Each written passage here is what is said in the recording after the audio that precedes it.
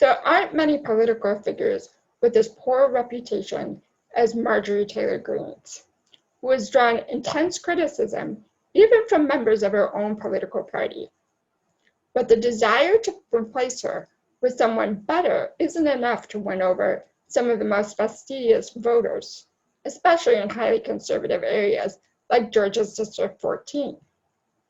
That's why I'm bringing you the opportunity to get to know a woman who is running against Greene in the 2022 election. Unlike Greene, she has actual roots in her district. And as she puts it, the issues facing Georgians aren't too complex to fix. These are issues that affect each and every one of us every day. Ladies and gentlemen, meet Holly McCormack.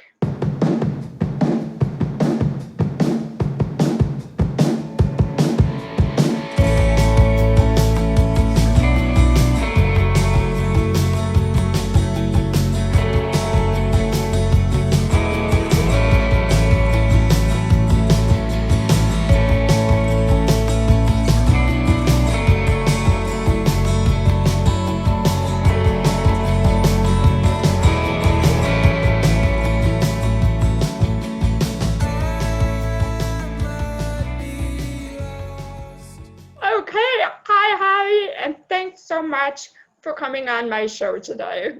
First Yes, ma'am. Thank you so much for having me, Kristen. No problem, it's my pleasure. I want to start with asking about your background, your childhood, where you grew up. I read a little bit about it on your campaign site, but it's always more interesting hearing the story straight from the source, and I want my viewers to hear from you directly about that. Absolutely. Well, I was born here in the area. I am in the very top of my district in Northwest Georgia in Ringgold, Georgia. We are right under Chattanooga, Tennessee, and above Atlanta, Georgia. So that's the whole state of the district. Yeah, I grew up down there.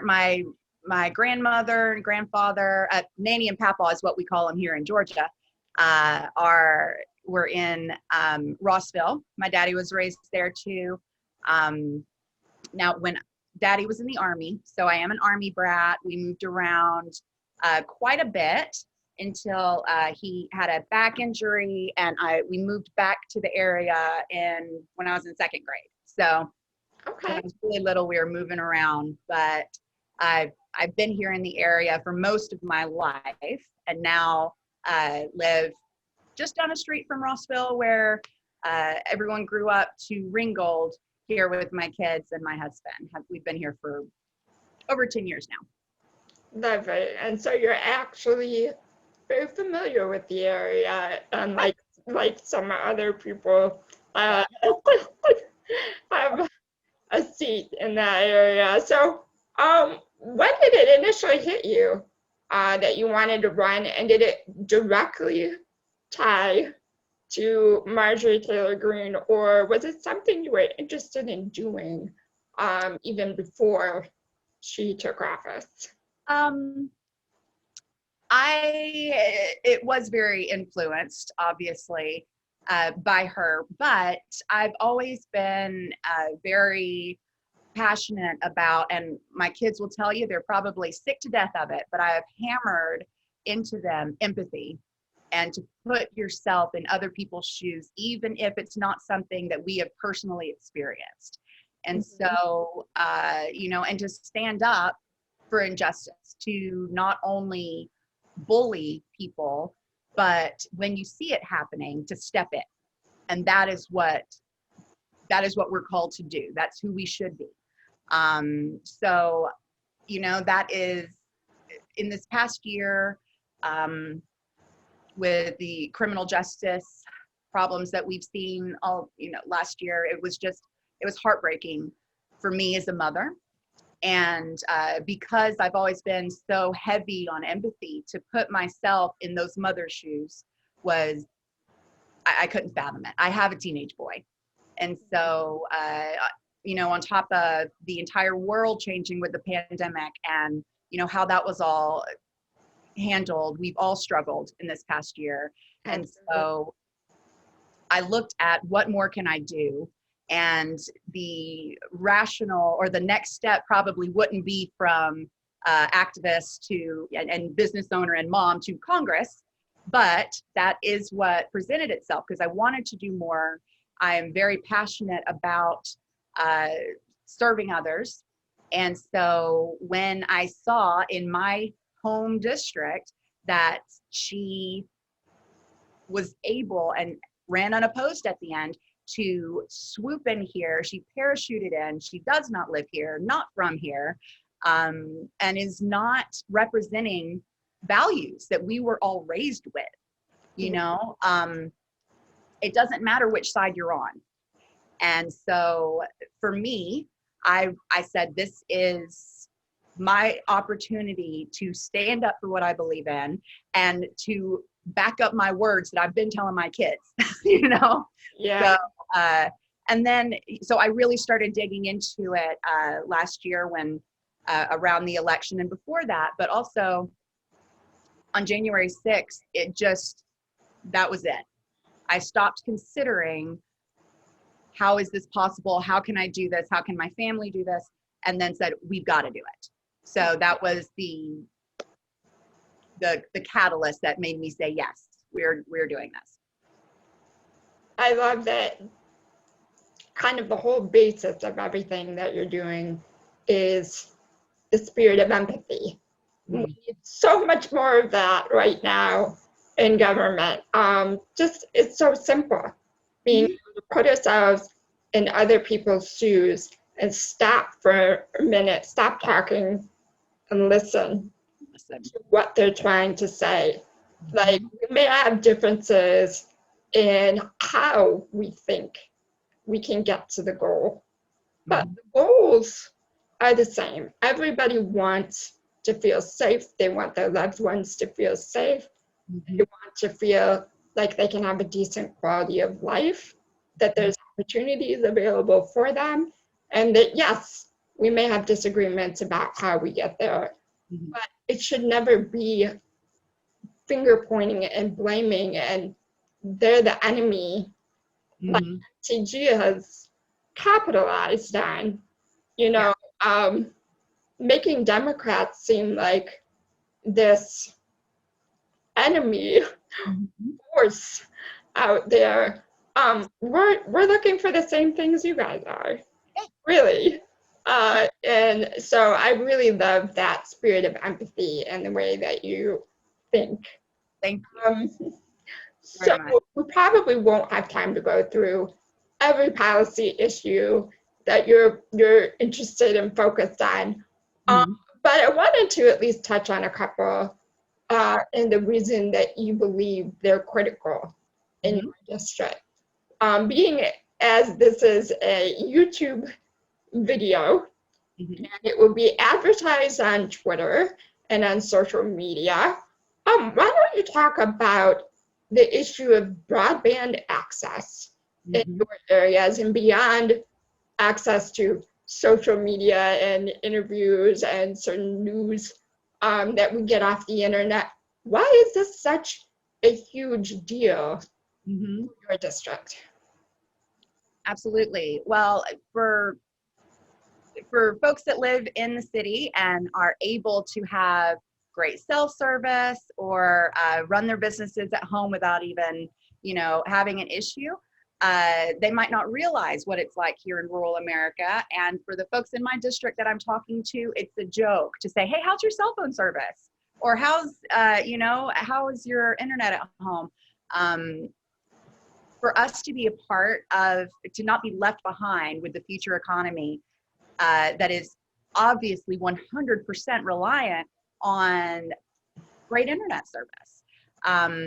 We have to have that even in our rural areas. And even, you know, it's more important because not only is that our kids are doing school at home, you know, I've got 2 teenagers or 1 almost teenager doing school at home this year. And my business went from in person to 100% here on Zoom. You know, and to be able to not lose footing in my business and provide for my family, you know, I it dropped at the end of one of my client appointments the other day, and I was like, oh gosh. Yeah. So, but you know, to be able, we're right here underneath Chattanooga, Tennessee, which Obama called Gig City, and they've got the fastest internet in the nation. And to what happened when he said that, and when they worked so hard on building that infrastructure, started attracting businesses and companies that are creating things. And you know, that's what we need to be able to attract great companies that are in the future, and for, you know, business owners or entrepreneurs to be able to grow here and not have to move out of district to a bigger city, and we could bring it here at home. And that's what I want for my kids, to be able to stay here and to have a great future, and, you know, raise my future grandkids nearby. Right. Absolutely. And the irony of what I do, you know, doing these videos with a lot of people that have run in rural red areas that don't have great broadband access, is that you know, there's a large group of people on social media, especially on Twitter, that want to help candidates that they see that are doing good things and have great policy plans and ideas. But it doesn't supplant the boots on the ground, local, you know, community work that has to be done to reach the voters in this area or the areas that you guys are running in. So people want to help. They want to help in any way they can.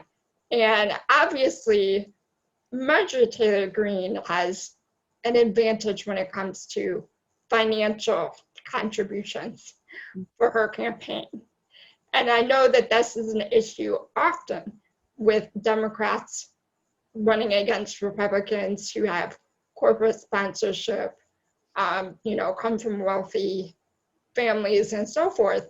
But people want to help. What would you recommend for the crowds that are out there and they see your campaign and they're supporting you, like so many people are on Twitter? But how can they help? Well, I would say that first, thank you so much to everyone who is jumping in early and that have the belief that this can happen, you know, that we can win, and that this good change will come. Because, you know, it is a lot of times you hear people say, well, I want to make sure that my money goes to something that can actually happen. Well, how do we make this progress if we don't come together with the early work that has to be done? So thank you first for jumping in on that. And second, you're right. You know, she raises, every time she offends another group of Americans, she is fundraising on that. She is stirring up hate, and it sells. And I will not be a part of that. And in fact, that is why it is extremely important for our democracy to stop her. So, you know, before I had a team, before I had people who knew about politics, just not me, for the, or at least at the beginning, I'm learning every day. I saw the attention that she's getting from that hate. And I said, man, everyone in the world, I said the country, and then someone corrected me. No, there's people writing about her overseas, to get that attention, to get that negative attention, and then flip it, to be able to capture what Americans want, our values are to, it doesn't match up with what she's doing.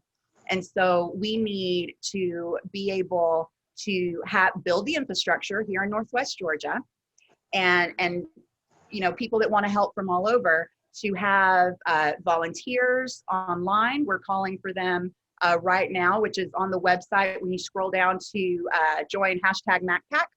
That's where folks will find the opportunities for postcards or the, outreach on there. And that can happen from anywhere. So that's a wonderful way to jump in. And of course, sharing it on social and getting our word out, because we are up against a huge opposition. And so it will take us from all over pulling together financially and with outreach to be able, and we've got boots on the ground here.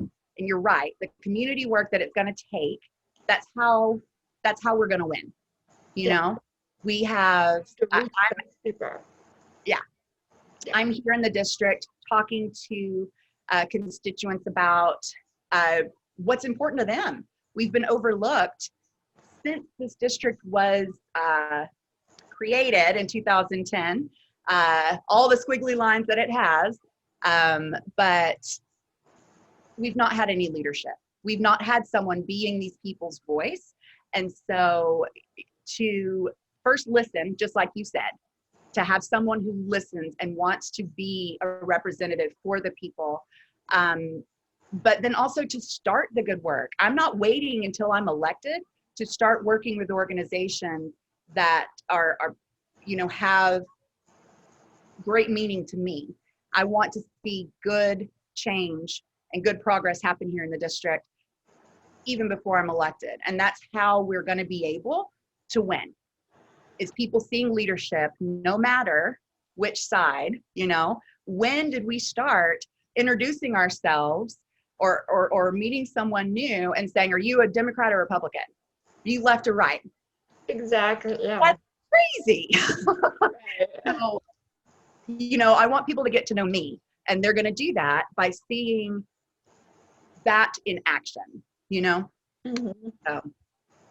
Yeah, and speaking of financial situations and economically speaking, you mentioned in your campaigning that the economy is a big thing that you want to work on. People are struggling in your district, people are losing jobs, and that this was a problem even before the pandemic. And I know one reason I'm a Democrat by default, and I always support Democrats, is because of the way that Republican policy always caters to the wealthy and cuts services and financial supports for people with disabilities, anybody that has a more difficult time.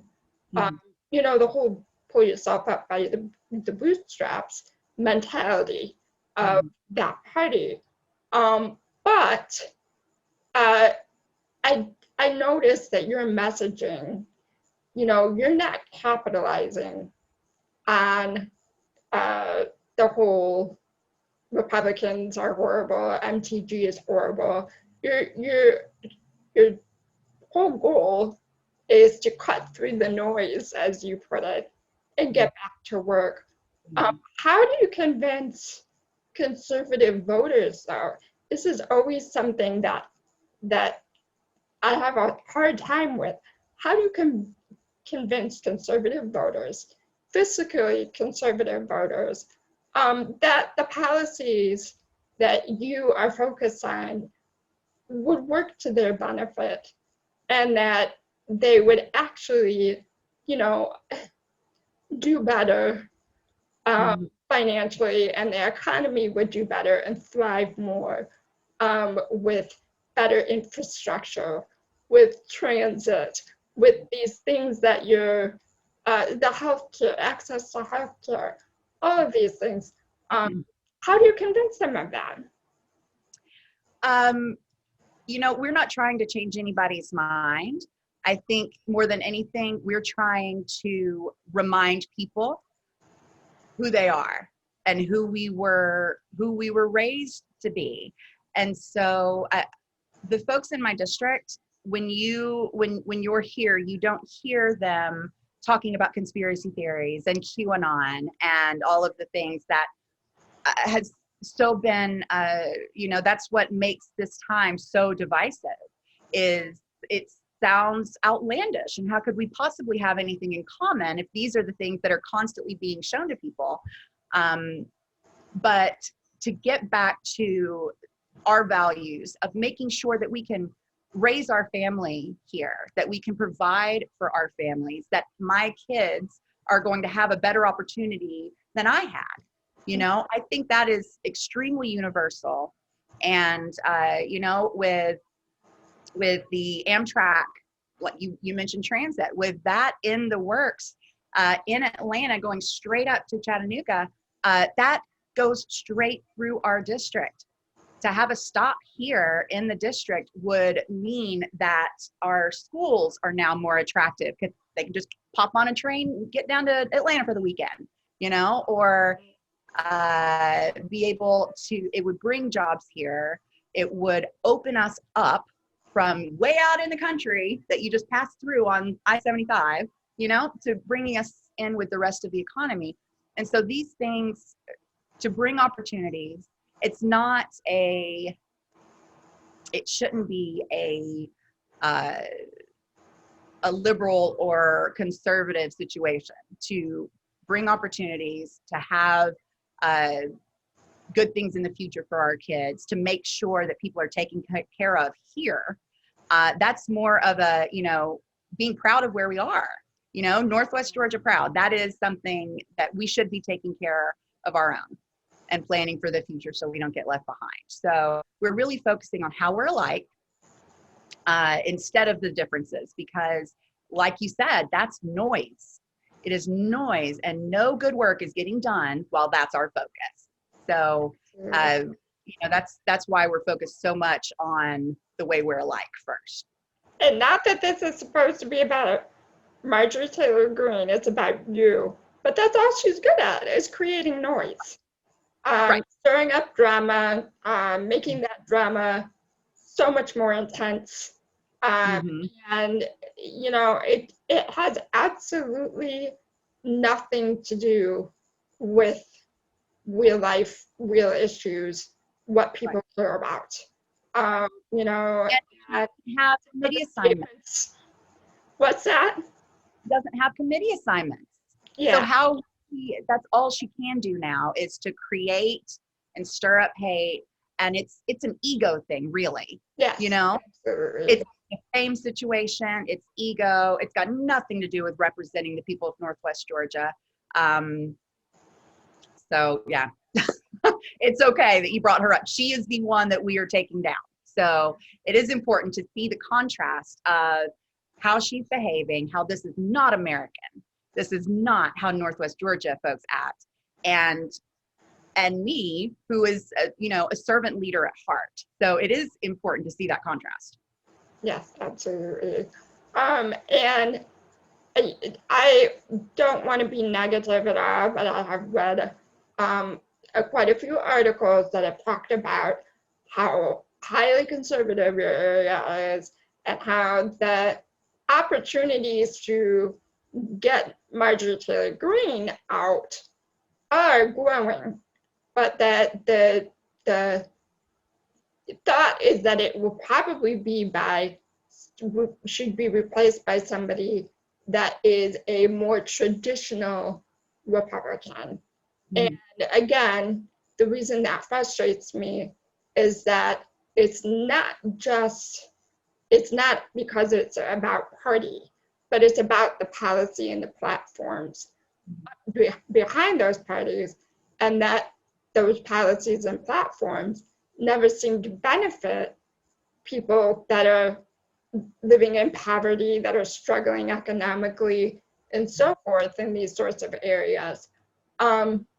What are your thoughts about that, and like how you're positioning yourself to be running, even though you're not advertising yourself as a Democrat, you know, to the people in your area?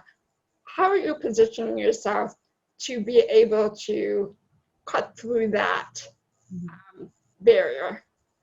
Yeah, well, just like you said, people living in poverty, 12% of my district is below the poverty line. Right. We are not a well-off district. And we need to be the voice of those people. And that's why we need to bring better opportunities so that we don't have that in the future.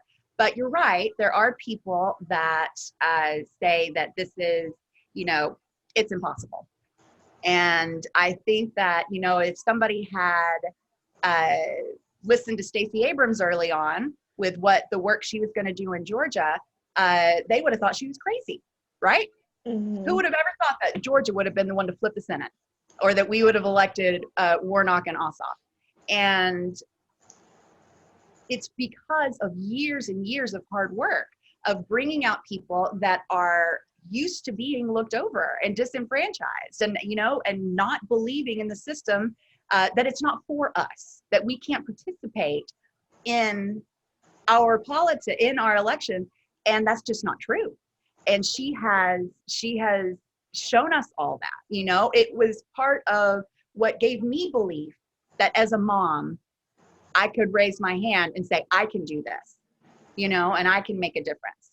So I'm not listening to that side, because we have to have the early believers who will jump in and do the hard work to make this happen, so that in the future, women that come behind me and want to run for office and want to bring good to their community won't have such a hard struggle, that they won't have to worry about extra security at their house so that their kids will be safe.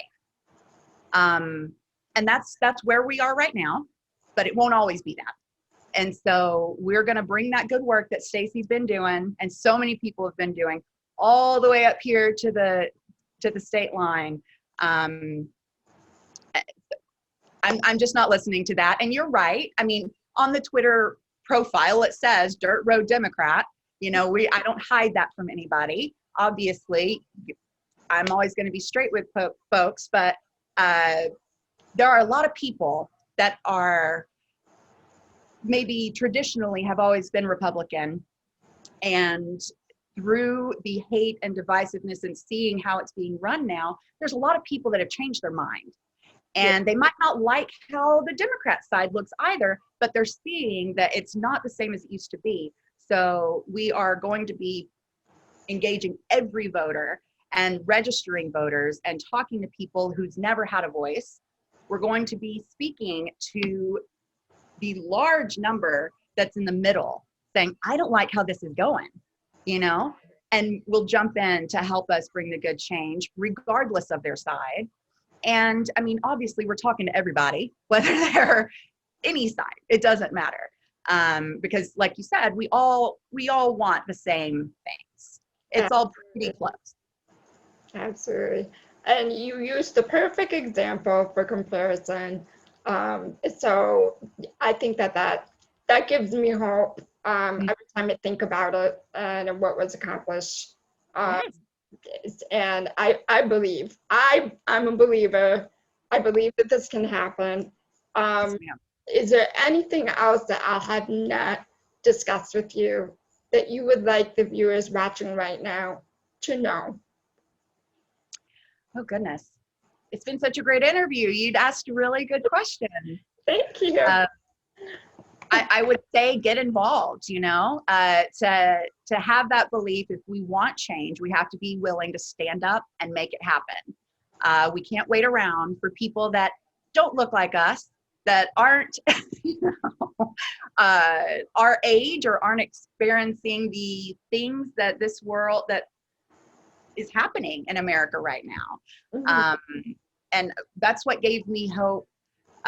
Watching last year, so many women being elected, so many, people of color, just people from different backgrounds. And when we have that many voices with all of the beautiful differences that we have in representation, that's when good stuff happens. So I'm excited for it. And I would say get involved at whatever level you're comfortable with. And honestly, I realize that a lot of people are tight this year and are trying to provide for their own families. But for me, when I've been able to help contribute, it's always been a small recurring donation. I couldn't say, let me throw, $100 or whatever. recurring, but I could put in a small recurring, and I'd know that obviously I can still pay the bills and kids have food on the table. And that just, it's the lifeblood of our campaign, are the small recurring donations that will add up and make a huge difference in what we're able to do. Absolutely. Well, I am going to sign up, and everybody, the website is Congress.com. You can just scroll down to the bottom of the home page, and that is where you can fill out your donation information or volunteer information to help with her campaign. Thank you again, Holly, for coming on. We all want to see you win. I mean, this is Thank you. There's not many people that we need to get rid of more than we need to get rid of Marjorie Taylor Greene. But it's not just that, it's also that you are a sincere, excellent candidate that really cares about the people in your district and people in general. Spirit of empathy behind what you do, it really makes you stand out, and I'm so honored that you came on my show today. Yes, ma'am. Thank you so much. And I was just reminded, I forgot to say, you can also, of course, visit the website and peruse and look around. You can text Holly to 21022. And that will also take you for the Act Blue and all of that. But yes, Kristen, thank you so much for having me. It's been just a blast to chit chat and get to know you. The same here. I feel the same about you. So thank you everybody for tuning in, and join us on the next episode. Make sure you subscribe if you have not already, and make sure to go on to Holly's site or text her to make sure that you can support her campaign. All right, take care, everybody. Bye-bye.